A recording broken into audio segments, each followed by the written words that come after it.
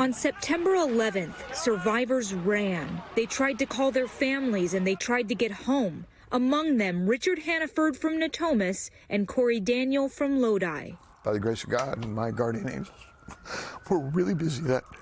I ran all day because I went on foot back to my hotel. They were in Tower 2, 20 floors apart. Richard had worked in New York City for decades, a corporate bond broker. Corey had just arrived for a 2-week training, and the attack happened 2 days into that.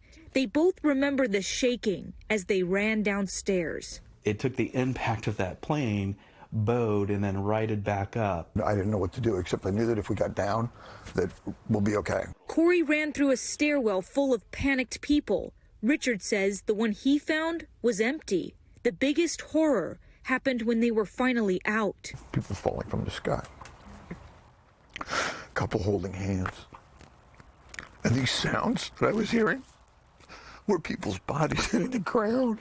Corey remembers the streets at a standstill. He thought of his wife, worried at home. The payphones weren't working, so he stopped a woman with a BlackBerry and asked to send this message. I said, hey, it's me. It's Corey. I'm okay. I'm out.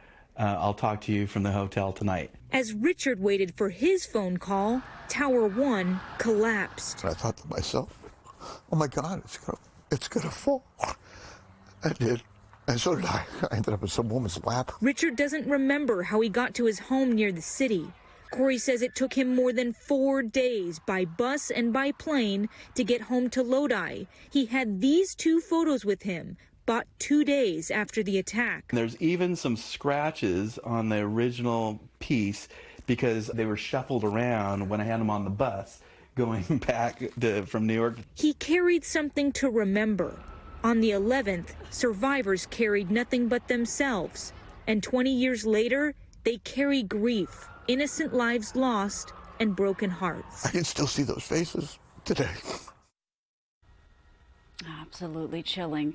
Both survivors say they hope the younger generations continue to learn about 9/11 and understand how it changed so many lives. Both say it left them with more awareness for security and safety.